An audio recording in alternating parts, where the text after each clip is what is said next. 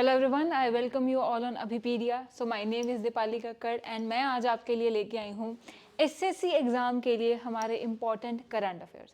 Right, सो हमने जो है अपनी करंट अफेयर सीरीज़ जो है वो स्टार्ट की हुई है। राइट, एक अगेन हमारा जो वीक है वो मिस हो गया, तो क्या है कि हमें अपने जो वीक मिस हुए हैं उसका भी कंटेंट छोड़ना नहीं है, उसके जो इम्पोर्टेंट हमारे करंट अफेयर हैं वो छोड़ने नहीं है। तो आज जो हमारे थर्ड एंड फोर्थ वीक के मेजर इंपॉर्टेंट करंट अफेयर थे उनको कवर करेंगे और जो रह गए हैं उनको हम अपने नेक्स्ट सेशन में करेंगे। राइट, सो सारे ही करंट अफेयर हमारे इंपॉर्टेंट हैं। ये आई वुड से कि इन सेशंस में ना आपको ऐसे नहीं है कि आप इनमें से भी सिलेक्टिव पढ़ो, ठीक है, क्योंकि इन सेशंस में मैं ऑलरेडी आपके लिए जो इंपॉर्टेंट है सिलेक्ट करके वही क्वेश्चंस लेके आई हूँ। सो इनको आपने बिल्कुल भी मिस नहीं करना है। सेशन को आपने पहले भी बहुत अच्छा रिस्पॉन्स किया है, तो इस बार भी लाइक एंड शेयर ज़रूर करके जाइए। Right, so let us begin. ठीक है, अपना जो सेशन है शुरू करने से पहले मैं आपको ये बताना चाहूँगी कि व्हाट्सएप ग्रुप का आपको जो लिंक है डिस्क्रिप्शन में मिल जाएगा, जिसको ज्वाइन करके आप अभिपीडिया के एसएससी ग्रुप के साथ जुड़ सकते हैं, अपडेटेड रह सकते हैं एग्जाम्स के रिगार्डिंग, कंटेंट के रिगार्डिंग। आपके लिए फ्री जो है एक हम पीडीएफ लेके आते हैं, मंथली पीडीएफ, उसको भी आप जो है ज़रूर, ठीक है, उसके थ्रू अपनी रिविजन कर सकते हैं। सो ज़रूर हमारा जो व्हाट्सएप ग्रुप है उसको ज्वाइन कीजिए। राइट, एंड अब हम अपने सेशन की तरफ चलेंगे। सो आई हैव टोल्ड यू कि 2 सेशंस हो चुके थे, आज हमारा थर्ड सेशन है। तो इस थर्ड सेशन का पहला क्वेश्चन देखते हैं। Right, so which state has announced the ghol species, which state has announced the ghol species as the state fish. ठीक है, तो स्टेट फिश की बात की गई है। रिसेंटली एक जो स्टेट है, ठीक है, एक कोस्टल स्टेट ने घोल स्पीशीज जो है फिश को, ठीक है, जिसको क्या है, इसको कॉस्मेटिक्स में भी इसके जो है ऑर्गन्स को हम बोल सकते हैं, स्केल्स को यूज़ किया जाता है। राइट, तो इस स्पीशीज को एज अ स्टेट फिश जो है वो डिक्लेयर किया है कौन सी स्टेट ने? तमिलनाडु, गुजरात, महाराष्ट्र या फिर वेस्ट बंगाल। क्लियर है? सो आंसर क्या होगा जी? बी, गुजरात। राइट, सो गुजरात जो है, ठीक है, it nearly contribute 15 to 17% the total exports of the fish. ठीक है, सो उसमें से अब क्या किया उन्होंने, घोल को एक स्टेट, घोल स्पीशीज की फिश को क्या है, स्टेट फिश का दर्जा दे दिया है। ठीक है, इसी तरह एक और इंपॉर्टेंट क्वेश्चन जो जुड़ता है वो क्या होता है कि कौन सी पंजाब स्टेट का जो है इक्वेटिक एनिमल, ठीक है, पंजाब स्टेट एक ऐसी स्टेट है जिसका एक स्टेट एक्वेटिक एनिमल भी है। ठीक है, तो कौन सी है वो? Indus river dolphin. पंजाब में कौन सी जो रिवर है, या हम बोल सकते हैं कौन सी रिवर की ट्रिब्यूटरीज, इंडस रिवर तो पंजाब में फ्लो नहीं करती है, उसके ट्रिब्यूटरीज जो है वो फ्लो करती हैं। उस ट्रिब्यूटरीज में से ब्यास में मिलती है इंडस रिवर डॉल्फिन, या फिर दूसरी इंडस रिवर में मिलती है। राइट, तो इसलिए इंडस रिवर डॉल्फिन जो कि वल्नरेबल स्टेटस की है, पंजाब की स्टेट एक्वेटिक एनिमल है। इसी तरह अगर किसी और स्टेट एक्वेटिक एनिमल किसी और स्टेट का है तो उसको भी आप कमेंट सेक्शन में ज़रूर बताइए। It is a very good way to revise. Right, so next question की तरफ चलते हैं अभी। सो सेकेंड क्वेश्चन से पहले एक और चीज़ जो हम देख लेते हैं साथ साथ थोड़ी सी और detail. So state government of Gujarat ने क्या किया है, घोल स्पीशीज को, ठीक है, अभी जो ग्लोबल फिशरीज की कॉन्फ्रेंस हुई थी इंडिया में, उसमें गुजरात की स्टेट फिश जो है डिक्लेयर किया था। इसको ब्लैक स्पॉटेड क्रॉकर भी बोलते हैं and it is highly valued for the swim bladder. ठीक है, मैंने बोला था कि इसको जो है कॉस्मेटिक्स में यूज़ किया जाता है। ठीक है, जो इसका स्विम ब्लैडर है उसको कॉस्मेटिक्स में यूज़ किया जाता है। ये एक डेलिकेसी तो है ही। ठीक है, तो डिफरेंट फिशेज जो होती हैं, नॉन वेजिटेरियन जो होते हैं, दे बिलीव कि उनका अलग अलग फ्लेवर्स होता है। So this is also a delicacy. And Gujarat जो है एनुअल फिश एक्सपोर्ट्स के इंडिया में 70% जो है कंट्रीब्यूट करता है। ये भी एक छोटा सा फैक्ट है जो हम इस करंट अफेयर के थ्रू याद रखेंगे। राइट, नेक्स्ट क्वेश्चन की तरफ अब देखते हैं। सेकेंड क्वेश्चन है, so which scarce element has been discovered in the Sutlej river. तो देखिए, मैंने अभी पिछले ही क्वेश्चन में जो बात की थी इंडस की ट्रिब्यूटरीज की, ठीक है, तो पंजाब में हमारी जो इंडिया साइड अभी प्रेजेंट पंजाब है उसमें 3 ट्रिब्यूटरीज जो है वो फ्लो करती हैं। Right, Sutlej, Ravi and Beas. ठीक है, सो ये जो ट्रिब्यूटरीज हैं उनमें से एक सतलुज जो है ये मेजर रिवर है पंजाब की, इसमें एक रेयर एलिमेंट है जो अभी फाइंड किया गया। ठीक है, तो वो कौन सा है? टाइटेनियम, टैंटलम, स्कैंडियम या फिर लिथियम। राइट, सो याद रखिए, बहुत इंपॉर्टेंट है, टैंटलम नाम का एक रेयर एलिमेंट जो कहीं ना कहीं प्लेटिनम को भी जो है, ठीक है, समटाइम्स सब्स्टिट्यूट की तरह उसे यूज़ किया जाता है क्योंकि प्लेटिनम काफ़ी कॉस्टली है। ठीक है, ये भी कॉस्टली है बट इसके यूजेस जो हैं, ठीक है, प्लेटिनम से डिफरेंस है, वो हम देखते हैं कैसे। सो मेजर इंपॉर्टेंट चीज़ क्या है कि सतलुज रिवर में जो रेयर एलिमेंट मिला है वो है टैंटलम, राइट।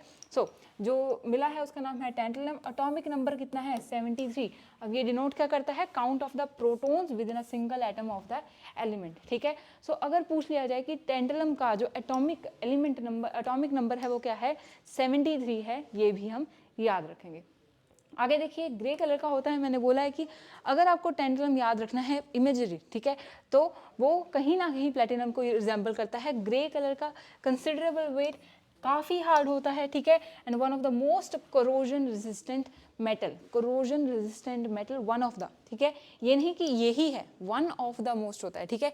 ऐसी लाइंस को कभी कभी हमें कंफ्यूज नहीं करना है। उसके बाद इसका यूज़ देखते हैं, तो ये यूज़ किया जाता है electrolytic capacitators, vacuum furnace parts में, ठीक है, to make chemical process equipments, nuclear reactor, aircraft missile part, ठीक है, सर्जिकल एप्लीकेशन जो इक्विपमेंट होते हैं उनमें भी ये यूज़ किया जाता है, क्योंकि ये जो होता है completely immune to the body liquids होता है, जो हमारी बॉडी के लिक्विड्स हैं उनसे कम्प्लीटली इम्यून होता है, राइट। सो इसके हमने यूजेस भी देख लिए। कौन से रिवर में मिला है, पंजाब की सतलुज रिवर में। एटॉमिक नंबर क्या है इसका 73, वेरी गुड, याद हो गया।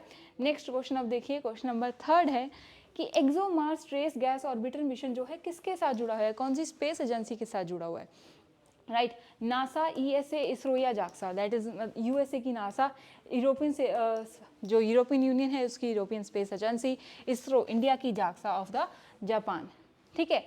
सो ये अभी न्यूज़ में क्या था, क्योंकि अभी डिस्कवर की गई है मार्स के ऊपर light through this trace orbiter, ठीक है, ट्रेस गैस ऑर्बिटर या फिर एक्सोमार्स, ठीक है। सो साइंटिस्ट ने क्या डिटेक्ट किया है, एक सॉफ्ट ग्रीन कलर का glow in the night sky of the Mars, जिसको हमारी ह्यूमन आई भी देख सकती है अगर जो नाइट स्काई है वो क्लियर ऑफ द क्लाउड्स है। So there is a possibility कि हम जो मार्स की लाइट को है देख सकते हैं, ठीक है। अब ये जो ट्रेस ऑर्बिटर है of the European space agency and Russia's Roscosmos, ठीक है, रशिया की भी जो स्पेस एजेंसीज हैं, इन दोनों का मिलकर ये एक कोलैबोरेटिव प्रोजेक्ट है 2016 में लॉन्च किया गया था, जो कहीं ना कहीं मार्स के ऊपर जो गैसेज हैं, स्पेसिफिकली मीथेन गैस, ठीक है, उनको जो है, ठीक है, ट्रेस करना, उनको ढूंढने के लिए गया था, राइट।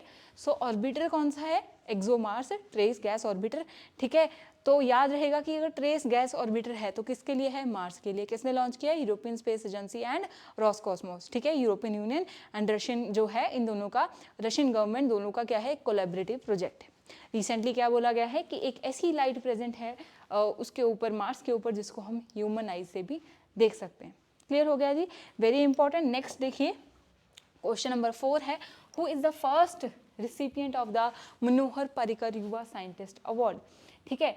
सो मनोहर पर्रिकर कौन थे, गोवा के सीएम थे, फॉर्मर सीएम थे, उन्हीं के नाम पर क्या है, गोवा स्टेट गवर्नमेंट ने, ठीक है, गोवा की स्टेट गवर्नमेंट ने उन्हीं के नाम पर जो है ये जो अवार्ड है, ये साइंटिस्ट अवार्ड है, ये लॉन्च किया था।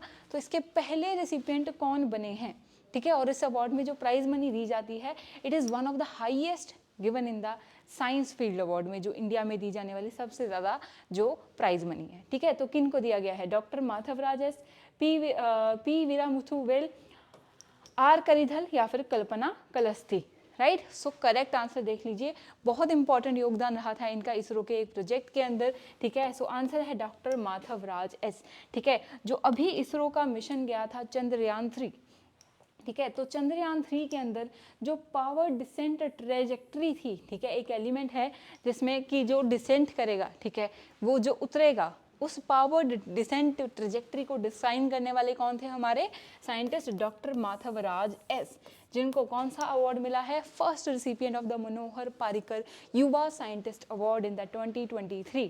कौन सी गवर्नमेंट ने दिया है, ये गोवा गवर्नमेंट ने दिया है, राइट। एंड कैश प्राइस कितना है, 5 lakh, which is currently highest cash price in the science and the technology, ठीक है। तो उनको कैश प्राइस के साथ साइटेशन मिली है। डॉक्टर माधवराज एस, क्या वर्क किया था उन्होंने, power descent trajectory of the Chandrayaan 3 जो है उसको डेवलप किया था, ठीक है। और कौन सा जो है अवार्ड, कौन सी गवर्नमेंट देती है, ये मनोहर पर्रिकर अवार्ड, राइट। तो मनोहर पर्रिकर युवा साइंटिस्ट अवार्ड जो है ये गोवा गवर्नमेंट देती है, इसको हम याद रखेंगे, बहुत ही इंपॉर्टेंट है। क्लियर। नेक्स्ट क्वेश्चन देखिए, 5th क्वेश्चन है, which institution release the report title sand and dust storms, a guide to the mitigation, adaptation, policy, risk management measures in the agriculture. ये जो रिपोर्ट है, ठीक है, ये हाईलाइट करता है कि सैंड एंड डस्ट स्टॉर्म जो है उनका बहुत तरह से इम्पैक्ट पड़ता है, इन्वायरमेंटली पड़ रहा है, ठीक है, इकोनॉमिकली भी पड़ रहा है, सोशली भी पड़ रहा है, ठीक है। सो सैंड एंड डस्ट स्टॉर्म्स क्या है, कैसे इनके इम्पैक्ट है, उनको थोड़ा सा डिस्कस करेंगे सो दैट याद रहे। पहले देखते हैं ये रिपोर्ट दी कितने हैं, ठीक है। तो एक चीज़ ध्यान रखिए कि risk management measures in the agriculture, ठीक है।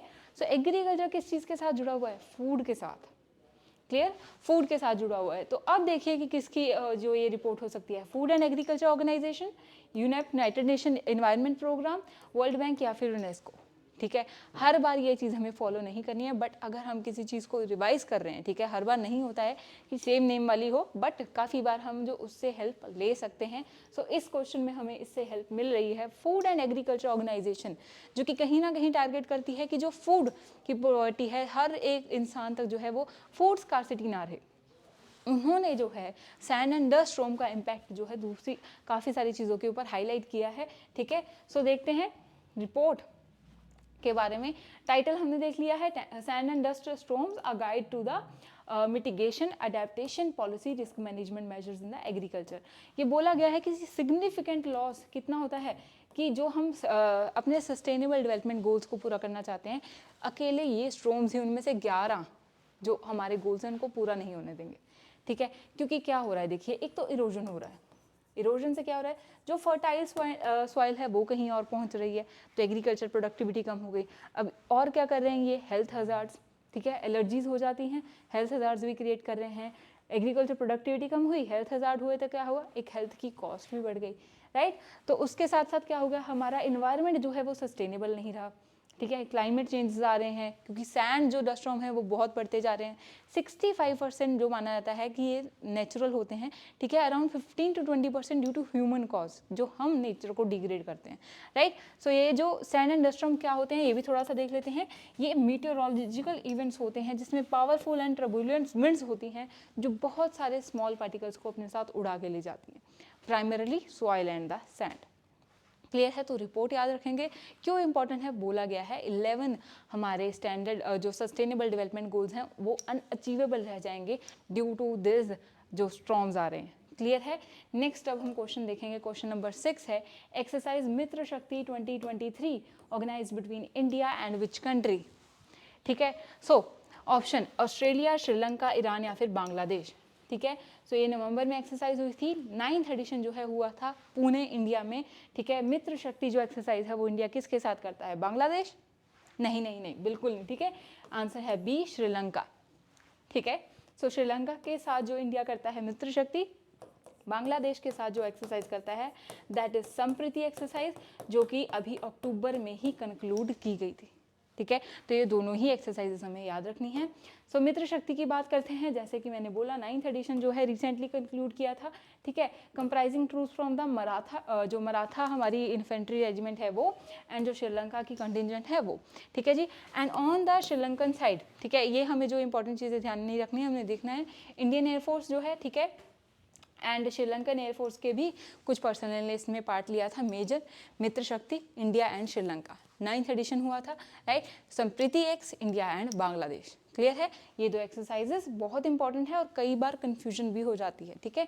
सो नेक्स्ट क्वेश्चन देखिए, ये हमारा है एक और इम्पॉर्टेंट रिलीज एक रिपोर्ट के ऊपर। तो रिपोर्ट है annual green house gas bulletin, ठीक है। ग्रीन हाउस गैसेस कौन सी हैं, वो गैसेस, ठीक है, जो नेचुरली भी एग्जिस्ट करती हैं, again due to the human some activities, जिसके कारण एक थर्मल लेयर बन जाती हैं। ऐसी गैसेस जो हीट को ट्रैप कर लेती हैं, ठीक है। नेचुरली यही गैसेस सबसे पहले ह्यूमन एग्जिस्टेंस, लाइफ की एग्जिस्टेंस का कारण बनी, बट अब क्या हो रहा है, जैसे जैसे ग्रीन हाउस गैसेस का स्तर बढ़ रहा है ये हमारे लिए डेंजरस होता जा रहा है, क्योंकि हमारे प्लैनेट जो है वो हीट अप हो रहा है, ठीक है। तो ये बहुत इंपॉर्टेंट गैस बुलेटिन है जो कहीं ना कहीं क्लाइमेट चेंज को भी रिफ्लेक्ट करता है। किसने ये निकाला है, राइट, UNEP, FAO, WMO या फिर CPCB, right. So answer is World Meteorological Organisation, ठीक है जी।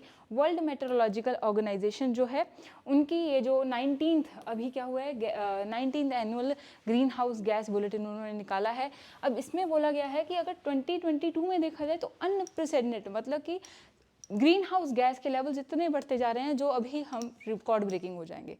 तो ग्रीन हाउस गैसेस की बात करें, CO2, methane, nitrogen oxide, right, इसमें 64% सिर्फ कार्बन डाइऑक्साइड है जो सबसे ज़्यादा ग्रीन हाउस गैस इफेक्ट को जनरेट करता है। उसके बाद 16% के अराउंड जो है मीथेन जो है कंट्रीब्यूट करता है in the green house gas effect, ठीक है। सो इस कारण कि अभी 2022 में रिकॉर्ड ब्रेकिंग जो है ट्रेंड देखने को मिल रहा है ग्रीन हाउस गैसेज एमिशन का, उनके कारण जो इफेक्ट हो रहा है हीटिंग का, राइट, ये रिपोर्ट इंपॉर्टेंट हो जाती है। वर्ल्ड मेट्रोलॉजिकल ऑर्गेनाइजेशन ने निकाली थी, जो कि यूनाइटेड नेशन की ही ब्रांच है, ठीक है जी।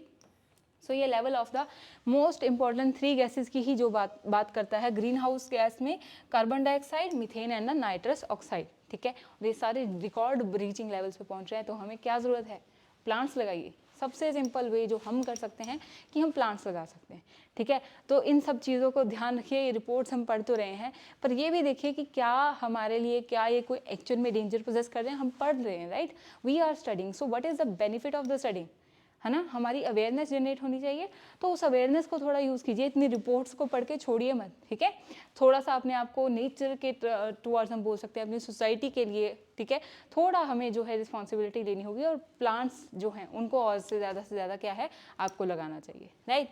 तो चलिए ये भी डिस्कस हो गया है। नेक्स्ट क्वेश्चन देख लेते हैं। 8th क्वेश्चन है, which Indian has been shortlisted for the men's world athlete of the year award, ठीक है। तो अभी सिर्फ जो है इसमें नॉमिनेशंस की बात आई है, अभी 11-12 दिसंबर के अराउंड जो है ये रिलीज कर दिया जाएगा कि who has won the world's men athlete award, ठीक है। तो कौन सा इंडियन इसमें इनलिस्ट किया गया है इस बार, एंड पहली बार, ठीक है, एक बहुत ही मेजर हिंट दे दिया मैंने, ठीक है। इन चारों ही इंपॉर्टेंट पर्सनैलिटीज़ को तो आप जानते होंगे, बट जो मैं हिंट दे रही हूँ उससे आपको आंसर मिल जाएगा। It is the first Indian athlete to be nominated for this award, ठीक है। सो यस, गोल्डन बॉय जिनको बोला जाता है, नीरज चोपड़ा, ठीक है, उनको ही नॉमिनेट किया गया है। टॉप 5 में वो पहुंच चुके हैं in the world athlete of the year award, and देखते हैं कि क्या वो ये जो world athlete of the year men's award है वो लेके आते हैं या नहीं, ठीक है। सो ये भी एक इंपॉर्टेंट करंट अफेयर है। नीरज चोपड़ा एक इंपॉर्टेंट स्पोर्ट्स पर्सन है, उनकी कुछ अचीवमेंट जो है हमारे लिए एग्जाम के लिए इंपॉर्टेंट रहती है। वन ऑफ द 5 एथलीट रहे हैं, ठीक है जी। और बाकी जो एथलीट्स हैं अभी टॉप में, उनके नाम मेंशन है, बट हम क्या देखेंगे, अगर कभी क्वेश्चन आ जाए who is the first Indian athlete, ठीक है, मेन जो है world athlete of the year के लिए नॉमिनेट हुए हैं नीरज चोपड़ा, राइट। अभी जो रिजल्ट आएगा उसको हम अपने नेक्स्ट सेशन में भी देख लेंगे, दिसंबर के सेशन के अंदर, कि किनको ये अवार्ड मिला है। क्लियर है जी। नेक्स्ट क्वेश्चन देखिए, क्वेश्चन नंबर 9 है, knowledge health care innovation research KHIRCT, ठीक है, is associated with which state. तो on the lines of Singapore, एक सिंगापुर में क्लस्टर हब है, ठीक है, और एक जापान में है, ठीक है। ये जो knowledge health next is innovation and research city है, ये सिंगापुर एंड जापान से जो है कहीं ना कहीं प्रभावित होकर इंडिया की एक स्टेट जो है एक ऐसी सिटी बनाना चाहती है जो हेल्थ केयर में भी आगे है, जॉब प्रोडक्शन में भी आगे है, रिसर्च में भी आगे है, इनोवेशन में भी आगे है, ठीक है। तो कौन सी वो स्टेट है, कर्नाटका, तमिलनाडु, असम, वेस्ट बंगाल। क्लियर है। सो याद रखिए आंसर है जी इसका ए, कर्नाटका। कर्नाटका बेंगलोर की विक्सिनिटी में, जो बेंगलोर के आसपास जो है 60 किलोमीटर के रेडियस में ये knowledge health innovation and research city जो है इसको डेवलप करना चाहता है, राइट। सो अगर कहीं भी कंसेप्ट आ जाए कि knowledge health, right, innovation and research city कहाँ पे होगी, तो कर्नाटका में, ठीक है, कर्नाटका में है।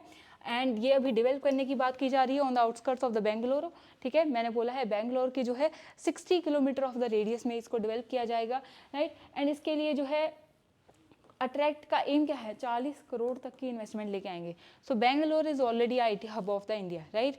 सो अब देखते हैं कि ये जो एक न्यू इन्वेस्टमेंट प्रपोजल है, अब ये सारा इन्वेस्टमेंट इंपॉर्टेंट क्यों है, देखिए स्कीम्स हम क्यों देख रहे हैं कि उसका बेनिफिट क्या है, ठीक है। एम्प्लॉयमेंट जनरेट होगी, इकोनॉमी बूस्ट होगी, right. So it is an important step for the employment generation, economic boost and कहीं ना कहीं हेल्थ केयर, क्योंकि मेडिकल इनोवेशन को भी जो है इस प्लान के अंदर जो है जो हम बोल सकते हैं पहल दी गई है, राइट। सो याद रखिए KHIRCT जो है कर्नाटका बेंगलुरु में बनेगी। नेक्स्ट क्वेश्चन देखिए, 10th क्वेश्चन है, ठीक है। Again she has not won the award, but ये एक इम्पॉर्टेंट सॉन्ग भी था, ठीक है, ये एक इम्पॉर्टेंट सॉन्ग भी था, और इसमें इंडियन PM जो है, ठीक है, इंडियन PM जो हैं वो भी आए थे, ठीक है। और उसके साथ साथ क्या बोल सकते हैं, she is already a Grammy award winner. Clear. So देख लेते हैं कि who is the singer of the abundance in millet song, ठीक है। अबंडेंस इन मिलेट्स करके एक सॉन्ग जो है जो रिप्रेजेंट करता है ईयर ऑफ द मिलेट्स 2023, जो कि कहीं ना कहीं इंडिया की जो रिक्वेस्ट पे ही जो है अनाउंस किया गया था। This is the world year of the millets 2023, ठीक है। इसमें सॉन्ग कौन सा है? अबंडेंस इन मिलेट सॉन्ग, ठीक है। एक ग्रैमी नॉमिनेटेड जो सिंगर है उन्होंने गाया था, कौन है? फाल्गुनी शाह, उदित नारायण, आशा भोसले या फिर शंकर महादेवन, ठीक है। सो आंसर इज फाल्गुनी शाह, ठीक है। फाल्गुनी शाह जो है एक इंडियन अमेरिकन सिंगर है, ऑलरेडी वो ग्रैमी विनर हैं। इस साल इस गाने के लिए, अबंडेंस इन मिलेट सॉन्ग के लिए, she has been again nominated for the Grammys, ठीक है। सो ये गाना इंपॉर्टेंट हम बोल सकते हैं, या फिर ये बोल सकते हैं कि इंडिया की जो पहल है, जो हमारे प्राइम मिनिस्टर ने पहल ली कि मिलेट्स जो है उसको पॉपुलराइज करना है, उसको दोबारा से डाइट में इंक्लूड करना है, उसके लिए जो है इंपॉर्टेंट हो जाता है। सो इसमें फीचर करते हैं prime minister Narendra Modi. If you will see the video तो आप देखेंगे कि उसमें आपको पीएम मोदी भी दिखेंगे, राइट। तो Indian American singer Falguni Shah, उनके जो हस्बैंड है गौरव शाह ने ये जो गाना गाया था, and they has been nominated. Song किस चीज़ के लिए किया गया है? Awareness of the super grain, right, कि मिनिमाइज कर सकते हैं हम वर्ल्ड हंगर को यूजिंग द मिलेट्स, ठीक है। सो उसकी इंपॉर्टेंस को कहीं ना कहीं अंडरलाइन करता है, राइट। सो आज के हमारे सेशन में जो है हमने इंपॉर्टेंट क्वेश्चंस कवर कर लिए हैं, बट मैं आपको एक और इम्पॉर्टेंट चीज़ जो है, ठीक है, एक इम्पॉर्टेंट चीज़ बताना चाहूँगी, जो कि है अभिपीडिया का कंप्लीट कोर्स सब्सक्रिप्शन, जिसके साथ जुड़ के आप अपने एसएससी के एग्ज़ाम की प्रिपरेशन कर सकते हैं, राइट। सो अभिपीडिया पे जाके आपको चूज़ एग्ज़ाम करना है, देखिए, ठीक है। एसएससी, स्टाफ सिलेक्शन का, MTS, CPO, CHSL, CGL, right, सभी एग्जाम्स के आपके पास ऑप्शन है। अगर हम सीजीएल एग्जाम में जाइए, ठीक है, आपको पास 4 ऑप्शंस आ जाते हैं। सब्सक्रिप्शन है आपके पास, वीडियो कोर्सेज हैं आपके पास, टेस्ट कोर्सेज हैं, माइक्रोवर्स हैं। तो मैं आपके साथ माइक्रोवर्स की बात करती हूँ। माइक्रोवर्स आपको क्या बेनिफिट देगा, ठीक है। माइक्रोवर्स आपको बेनिफिट देगा कि आप जो टॉपिक वाइज अपनी प्रिपरेशन है, जीके, ठीक है, जनरल स्टडीज़, करंट जीके, ठीक है, कंप्यूटर जीके, टॉपिक वाइज जो है आप अपनी प्रिपरेशन कर सकते हैं, राइट। सो 4 स्टडी के ऑप्शन आपको अवेलेबल हैं। आप किस चीज़ का वेट कर रहे हैं? आपको लगता है सिर्फ टेस्ट सीरीज रिक्वायरमेंट है तो आप सिर्फ टेस्ट सीरीज चूज़ कर सकते हैं, राइट। इसी तरह नेक्स्ट वीडियो में आपको सब्सक्रिप्शन के बारे में भी बताऊंगी। तब तक आप जुड़े रहिए, ठीक है, प्रिपरेशन करते रहिए, अपनी प्रिपरेशन के साथ जुड़े रहें, अपनी प्रिपरेशन को और जो है बूस्ट करते रहिए, रिविजन करते रहिए, एंड वीडियो को लाइक एंड शेयर ज़रूर कीजिए, and keep learning. So in the next session, thank you.